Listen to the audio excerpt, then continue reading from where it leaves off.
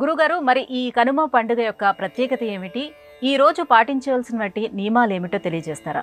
కనుము కానీ కనుమ కాదు. కనుము అనేటువంటి పదానికే ఓ దివ్యమైనటువంటి భావం ఉన్నది. కనుము అంటే చూడుము అని అర్థం. దేన్ని చూడాలి?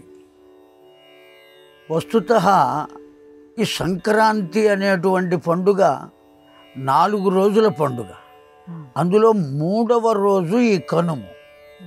ఈరోజు ప్రత్యేకత కేవలం పూర్వకాలంలో మొత్తం అందరికీ కూడా సంపద ఏది అంటే పశు సంపదయే సంపదగా ఉండేది.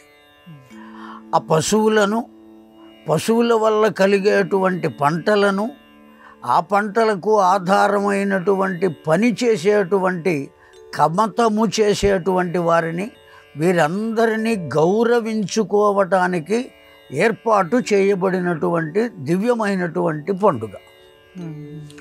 ఈ పండుగ వాతావరణంలో పశువులకు ఆ కొమ్ములకు రంగులు వేసి, పశువుల్ని అలంకరించి, వాటికి ఏ పని లేకుండా ఆ రోజు విశ్రాంతిని ఇస్తారు.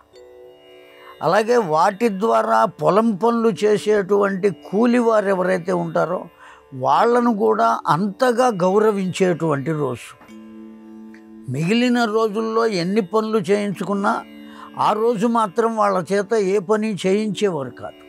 పూర్వపు రోజుల్లో ఆనాడు మొత్తం అంతా పొలాలు కానీ, వ్యవసాయం కానీ ఇవన్నీ కూడా దేని మీద ఆధారపడి ఉన్నాయంటే పశువుల మీదే ఆధారపడి ఉన్నాయి. మనకు ఆధారం ఆహారం. ఆహారాన్ని ఇవ్వడానికి కావలసినవి పంట పొలాలు. అవి రావడానికి ఆధారమైనటువంటివి పశువులు. వాటిని నడిపేటువంటి వారు పనివాండ్రు. కనుక వీటికన్నిటికీ కావలసినటువంటి వ్యవస్థను సక్రమంగా చూసుకుని, ఆ వ్యవస్థను గౌరవించి దాన్ని అర్చించుకునేటువంటి దివ్యమైనటువంటి పండుగ ఈ కనుమ పండుగ.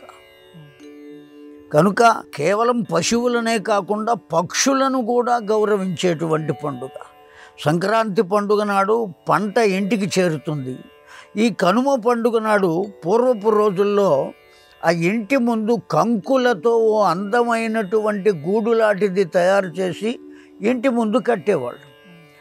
అలా కట్టడం చేత అనేకమైనటువంటి పక్షులు వచ్చి ఆ గూడులాగా కట్టినటువంటి దాని మీద వాలి ఆ కంకులకు ఉన్న గింజలు తింటూ ఉండేవి.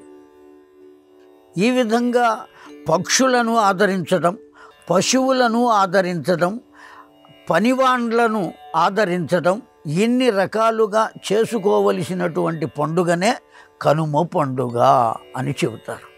వాళ్ళందరినీ సక్రమంగా చూచుకొనుటయే కనుము, చూడవయ్యా అని చెప్పేటువంటి పండుగ అది. అది దాని యొక్క విశిష్టత.